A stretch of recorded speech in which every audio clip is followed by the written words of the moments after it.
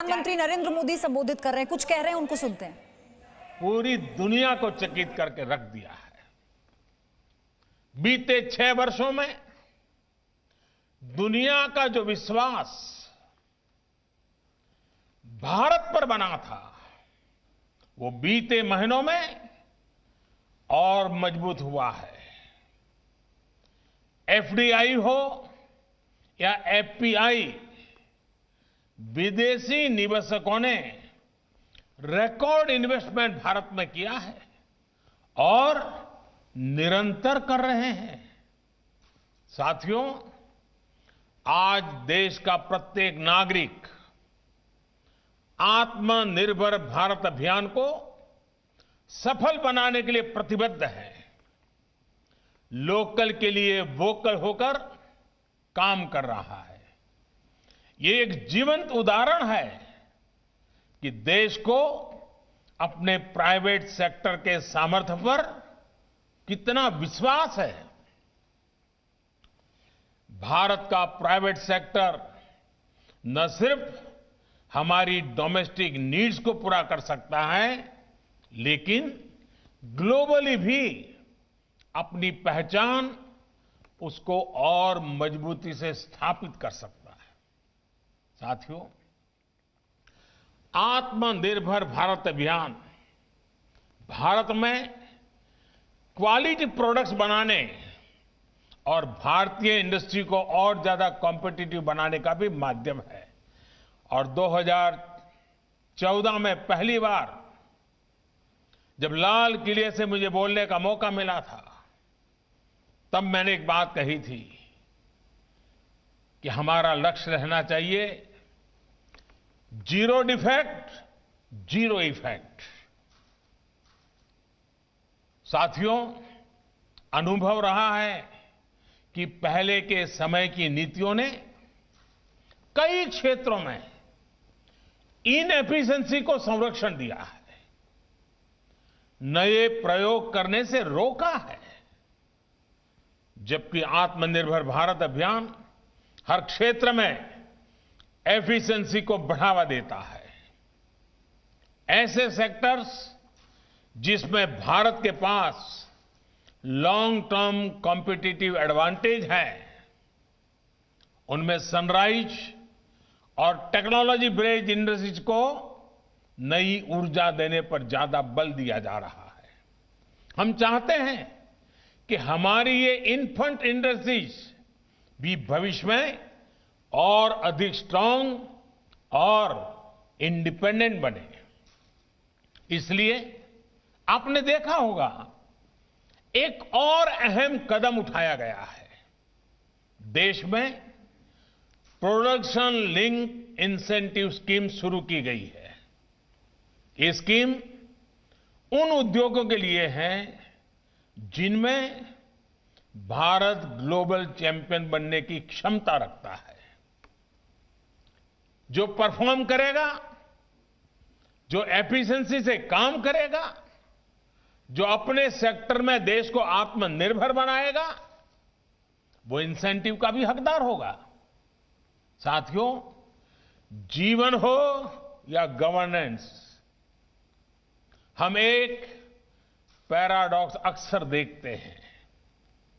जो कॉन्फिडेंट होता है, वो दूसरों को जगह देने में हिचकिचाता नहीं है, लेकिन जो दुर्बल मन का होता है, इनसिक्योर होता है, वो अपने आसपास के लोगों को भी अवसर देने से डरता है। अक्सर सरकारों को लेकर भी ऐसा ही होता है। जनता जनार्दन के भारी समर्थन और विश्वास से बनी सरकार का अपना ही कॉन्फिडेंस होता है और उतना ही डेडिकेशन भी होता है। और तभी तो सबका साथ, सबका विकास, सबका विश्वास, इस मंत्र को चरितार्थ करने के लिए जी जान से सरकार जुटी रहती है। सरकार जितनी निर्णायक होती है, वो दूसरों के लिए अड़चनों को उतना ही कम करती है। एक निर्णायक सरकार की हमेशा कोशिश होती है कि वो समाज के लिए, राष्ट्र के लिए ज्यादा से ज्यादा कंट्रीब्यूट करे। एक निर्णायक और आत्मविश्वास से भरी सरकार ये भी नहीं चाहती कि सारा कंट्रोल अपने पास रखे, दूसरों को कुछ करने ही ना दे। पहले के दौर में सरकारों की इस सोच के आप सभी साक्षी भी हैं और देश उसका शिकार भी रहा है। सोच क्या थी? सब कुछ सरकार करेगी। घड़ी बनानी हो तो सरकार बनाती थी, स्कूटर बनाना हो सरकार बनाती थी, टीवी बनाना ना हो तो सरकार बना रही थी, यहां तक कि ब्रेड और केक भी सरकार ही बनाती थी। हमने देखा है इस अप्रोच ने कितनी दुर्दशा की है। इससे अलग एक दूरदर्शी और निर्णायक सरकार हर स्टेक होल्डर को प्रोत्साहित करती है ताकि वो अपनी क्षमताओं का पूरा उपयोग कर सके। साथियों, पिछले 6 वर्षों में भारत ने भी ऐसी ही सरकार देखी है जो सिर्फ और सिर्फ 130 करोड़ देशवासियों के सपनों को समर्पित है, जो हर स्तर पर देशवासियों को आगे लेने के लिए काम कर रही है। भारत में आज हर क्षेत्र में हर स्टेक होल्डर की भागीदारी बढ़ाने के लिए काम हो रहा है। इसी सोच के साथ मैन्युफैक्चरिंग से एमएसएमई तक, एग्रीकल्चर से लेकर इंफ्रास्ट्रक्चर तक, टेक इंडस्ट्री से टैक्सेशन तक, रियल एस्टेट से रेगुलेटरी ईजिंग तक चौतरफा रिफॉर्म किए गए हैं। आज भारत में कॉरपोरेट टैक्स दुनिया में सबसे कॉम्पिटिटिव है। आज भारत दुनिया के उन कुछ देशों में शामिल है जहां फेसलेस असेसमेंट और फेसलेस अपील की सुविधा है। इंस्पेक्टर राज और टैक्स टेररिज्म के दौर के पीछे छोड़कर भारत अपने देश के उद्यमियों के सामर्थ्य पर भरोसा करते हुए आगे बढ़ रहा है। माइनिंग हो, डिफेंस हो, स्पेस हो, ज्यादातर सेक्टर को इन्वेस्टमेंट के लिए, भारतीय टैलेंट के लिए, कंपटीशन के लिए आज अवसरों की, एक प्रकार से अनगिनत अवसरों की एक परंपरा खड़ी कर दी है। देश में लॉजिस्टिक को कॉम्पिटिटिव बनाने के लिए मल्टी मॉडल कनेक्टिविटी पर फोकस किया जा रहा है। देश के करोड़ों लोगों का फाइनेंशियल इंक्लूजन अब हम बैंकिंग इंक्लूजन के से मोस्ट इंक्लूसिव देशों में शामिल हो गए हैं। आप भी इस बात के गवाह रहे हैं कि तमाम अवरोधों को दूर करते हुए भारत में किस तरह आधार को संवैधानिक संरक्षण दिया गया। हमने अनबैंक को बैंकों से जोड़ा, सस्ता मोबाइल डेटा, सस्ते फोन उपलब्ध कराकर गरीब से गरीब को कनेक्ट किया। तब जाकर जनधन खाते, आधार और मोबाइल JAM की ट्रिनिटी देश को प्राप्त हुई। साथियों, आज दुनिया का सबसे बड़ा डायरेक्ट बेनिफिट ट्रांसफर सिस्टम देश में काम कर रहा है। डीबीटी देश में काम कर रहा है। अभी आपने भी एक इंटरनेशनल जर्नल की वो रिपोर्ट पढ़ी होगी जिसमें भारत में बनाई गई इस व्यवस्था की भूरी भूरी प्रशंसा की गई है। कोरोना के समय में जब अनेक देशों को अपने नागरिकों तक सीधे पैसे भेजने में दिक्कत आ रही थी, वो चेक और डाक विभाग पर निर्भर थे। भारत सिर्फ एक क्लिक कर से हजारों करोड़ रुपए कोटि कोटि नागरिकों के बैंक खातों में ट्रांसफर कर रहा था, पल भर में। वो भी तब जब बैंक बंद थे, देश में लॉकडाउन था। अंतर्राष्ट्रीय जगत के बड़े बड़े जानकार अब ये कह रहे हैं कि भारत के इस मॉडल से दूसरे देशों को भी सीखना चाहिए। ये पढ़कर, ये सुनकर किसे गर्व नहीं होगा। साथियों, एक समय था जब कुछ लोग ये सवाल उठाते थे कि अशिक्षा और गरीबी भरे माहौल में भारत कैसे टेक्नोलॉजी को अपने सामान्य नागरिकों तक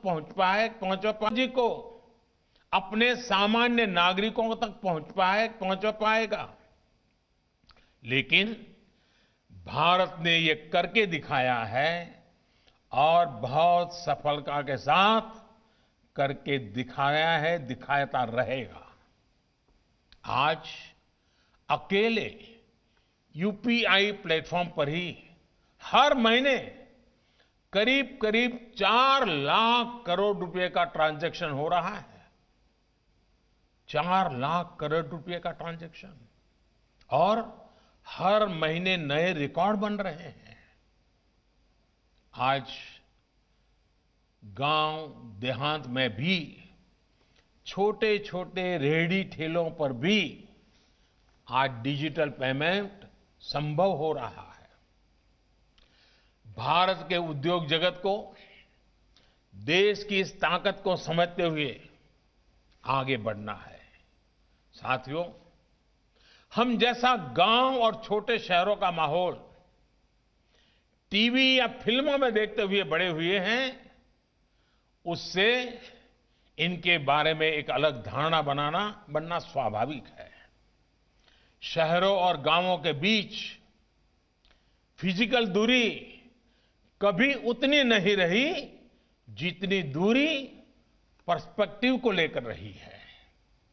कुछ लोगों के लिए गांव का मतलब ऐसी जगह रहा है जहां आना जाना मुश्किल हो, जहां बहुत कम सुविधाएं हो, बहुत कम विकास हुआ हो, पिछड़ापन ही पिछड़ापन पड़ा हुआ है। लेकिन अगर आप आज रूरल या सेमी रूरल इलाकों में जाएंगे तो आपको एकदम अलग दृश्य मिलेगा। एक नई आशा, नया विश्वास आपको नजर आएगा। आज का ग्रामीण भारत बहुत बड़े बदलाव के दौर से गुजर रहा है। क्या आप जानते हैं कि रूरल इंडिया में एक्टिव इंटरनेट यूजर्स की संख्या शहरों से ज्यादा हो चुकी है?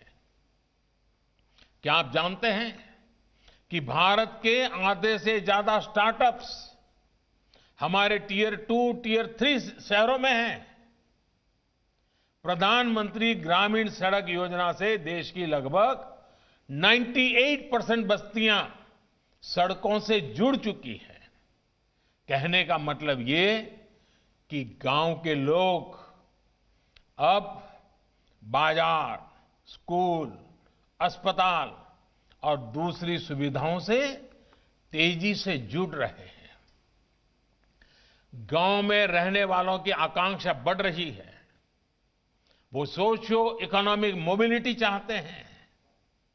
सरकार अपनी तरफ से इन्हीं आकांक्षाओं की पूर्ति करने में जुटी है। अब जैसे हाल में लॉन्च की गई पीएम वाणी योजना, उस पीएम वाणी योजना को ही ले लीजिए। इस योजना के तहत देश भर में सार्वजनिक वाईफाई हॉटस्पॉट का नेटवर्क तैयार किया जाएगा। इससे गांव-गांव में कनेक्टिविटी का व्यापक विस्तार होगा। मेरा तमाम उद्यमियों से आग्रह रहेगा कि इस अवसर का उपयोग करते हुए रूरल और सेमी रूरल क्षेत्रों में बेहतर कनेक्टिविटी के प्रयासों में भागीदार बने। ये निश्चित है कि 21वीं सदी के भारत की ग्रोथ को गांव और छोटे शहर ही सपोर्ट करने वाले हैं। इसलिए आप जैसे एंटरप्रेन्योर्स को गांव और छोटे शहरों में इन्वेस्टमेंट का मौका बिल्कुल नहीं गंवाना चाहिए। आपके द्वारा किया गया इन्वेस्टमेंट हमारे गांवों में रहने वाले भाई बहनों के लिए, हमारे एग्रीकल्चर सेक्टर के लिए संभावनाओं के नए द्वार खोलेगा। साथियों, देश के एग्रीकल्चर सेक्टर की और उस सेक्टर को मजबूत करने के लिए बीते वर्षों में भारत में तेजी से काम किए गए हैं। आज भारत का एग्रीकल्चर सेक्टर पहले से कहीं अधिक वाइब्रेंट हुआ है। आज भारत के किसानों के पास अपनी फसल मंडियों के साथ ही बाहर भी बेचने का विकल्प है। आज भारत में मंडियों का आधुनिकीकरण तो हो ही रहा है, किसानों को डिजिटल प्लेटफॉर्म पर फसल खरीदने बेचने का भी विकल्प दिया है। इन सारे प्रयासों का लक्ष्य यही है कि किसानों की आय बढ़े, देश का किसान समृद्ध हो। जब देश का किसान समृद्ध होगा तो देश भी समृद्ध होगा। आपको मैं एक और उदाहरण देता हूं कि कृषि क्षेत्र को पहले कैसे हैंडल किया जा रहा था। साथियों, हमारे देश में पहले इथेनॉल तक को प्राथमिकता देकर इंपोर्ट किया जाता था, जबकि खेतों में गन्ना किसान परेशान रहता था कि उसका गन्ना बिक नहीं रहा या उसके गन्ना किसानों का हजारों करोड़ रुपए का बकाया भी समय पर मिलता नहीं था। हमने इस स्थिति को बदला। हमने देश में ही इथेनॉल के उत्पादन को बढ़ावा दिया। पहले चीनी बनती थी, गुड़ बनता था। कभी चीनी के दाम गिर जाते थे तो किसान को पैसे नहीं मिलते थे, कभी चीनी के दाम बढ़ जाते थे तो कंज्यूमर को तकलीफ होती थी। यानी कोई व्यवस्था ऐसी चल ही नहीं सकती। और दूसरी तरफ हम हमारे कार स्कूटर चलाने के लिए विदेशों से पेट्रोल लाते थे। अब ये काम इथेनॉल भी कर सकता था। अब देश में पेट्रोल में 10% तक इथेनॉल की ब्लेंडिंग करने की तरफ बढ़ रहा है। सोचिए, इससे कितना बड़ा बदलाव आने वाला है। इससे गन्ना किसानों की आमदनी तो बढ़ेगी, रोजगार के भी नए अवसर मिलेंगे। साथियों, आज जब मैं उद्योग जगत के वरिष्ठ लोगों के बीच हूं तो इस बात को भी खुलकर कहूंगा कि जितना हमारे देश में एग्रीकल्चर पर प्राइवेट सेक्टर द्वारा निवेश किया जाना चाहिए था, दुर्भाग्य से उतना नहीं हुआ। इस सेक्टर को प्राइवेट सेक्टर द्वारा उतना एक्सप्लोर ही नहीं किया गया। हमारे यहां कोल्ड स्टोरेज की समस्याएं रही है। बिना प्राइवेट सेक्टर के सपोर्ट के सप्लाई चेन बहुत सीमित दायरे में काम करती रही है। फर्टिलाइजर की किल्लत होते आपने भी देखा है। इसका कितना इंपोर्ट भारत करता है आप भी जानते हैं। एग्रीकल्चर सेक्टर की ऐसी कितनी ही चुनौतियों के समाधान के लिए केंद्र सरकार निरंतर काम कर रही है, लेकिन इसमें आपके इंटरेस्ट और आपके इन्वेस्टमेंट दोनों की आवश्यकता है। मैं मानता हूं कि एग्रीकल्चर से जुड़ी कई कंपनियां अच्छा काम कर रही हैं, लेकिन सिर्फ उतना ही काफी नहीं है। फसलें उगाने वाले किसानों को, फल सब्जियां उगाने वाले किसानों को जितना आधुनिक टेक्नोलॉजी का, आधुनिक व्यापार और उद्योग के तौर तरीके का जितना सपोर्ट मिलेगा, उनकी जरूरतों को देखते हुए जितना हम इन्वेस्ट करेंगे, उतना ही हमारे देश के किसानों का, फसलों का नुकसान कम होगा, उतनी ही उनकी आय बढ़ेगी। आज ग्रामीण क्षेत्र में एग्रो बेस्ड इंडस्ट्री के लिए बहुत बड़ा स्कोप है। पहले की नीतियां जो भी नहीं हो, लेकिन आज की पॉलिसीज ग्रामीण कृषि आधारित अर्थव्यवस्था विकसित करने के लिए बहुत अनुकूल है। नीति से और नियत से सरकार पूरी तरह किसानों का हित करने के लिए प्रतिबद्ध है। साथियों, एग्रीकल्चर के साथ ही सर्विस सेक्टर हो, मैन्युफैक्चरिंग हो, सोशल सेक्टर हो, इसमें हम एक दूसरे को कॉम्प्लीमेंट कैसे करें, इस पर हमें पूरी एनर्जी लगानी है। फिक्की जैसे संगठनों को इसमें ब्रिज भी बनना है और इंस्पिरेशन भी बनना है। एमएसएमईज को सरकार ने ताकत दी है, आप इस ताकत को मल्टीप्लाई कर सकते हैं। लोकल वैल्यू और सप्लाई चेन को कैसे सशक्त करें, ग्लोबल सप्लाई चेन में कैसे भारत की भूमिका व्यापक हो, इस स्पष्ट लक्ष्य के साथ हम सबको मिलकर के काम करना है। भारत के पास मार्केट भी है, मैन पावर भी है और मिशन मोड पर काम करने की कैपेबिलिटी भी है।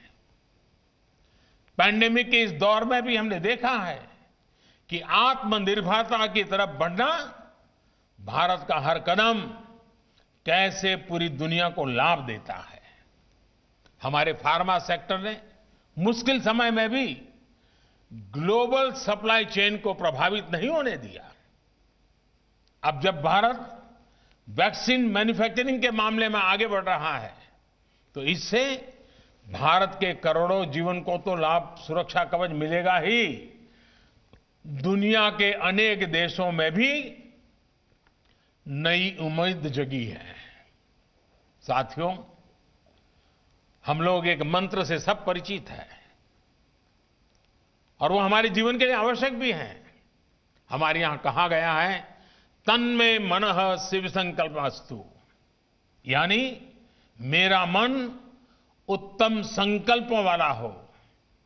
इसी भाव से हमें आगे बढ़ना है। देश के लक्ष्य, देश के संकल्प, देश की नीतियां स्पष्ट हैं। इंफ्रास्ट्रक्चर हो या पॉलिसी रिफॉर्म को लेकर भारत के इरादे पक्के हैं। महामारी के रूप में जो भी स्पिरिट ब्रेकर आया था, अब हम उसे आगे निकल रहे हैं। हम नए विश्वास के साथ हम सभी को पहले से अधिक मेहनत करनी है। विश्वास और आत्मविश्वास भरे इस माहौल के साथ ही हमें अब नए दशक में आगे चलना है। वर्ष 2022 में देश अपनी स्वतंत्रता के 75 वर्ष का पर्व मनाएगा। आजादी के आंदोलन से लेकर आज तक फिक्की की भी देश की विकास यात्रा में बड़ी भूमिका रही है। फिक्की के भी 100 वर्ष बहुत दूर नहीं है। इस महत्वपूर्ण पड़ाव पर आपको राष्ट्र निर्माण की अपनी भूमिका को और विस्तार देना है और व्यापक बनाना है। आपके प्रयास आत्मनिर्भर भारत के अभियान को और गति देंगे। आपके प्रयास लोकल के लिए वोकल के मंत्र को पूरी दुनिया तक पहुंचाएंगे। आखिर में मैं डॉक्टर संगीता रेड्डी जी को प्रेसिडेंट के रूप में एक बेहतरीन कार्यकाल के लिए बहुत बहुत बधाई देता हूं। साथ ही भाई उदय शंकर जी को भविष्य के लिए बहुत बहुत शुभकामनाएं देता हूं। आप सबके बीच आने का मौका मिला, मैं आप सबका बहुत बहुत आभार व्यक्त करता हूं। धन्यवाद। FICCI की सालाना बैठक में प्रधानमंत्री संबोधित कर रहे थे। नई कृषि कानूनों से किसानों को फायदा होगा, इस बात का जिक्र फिर से प्रधानमंत्री मोदी ने किया है। Presenting B News app available on Google Play and App Store. Download it now.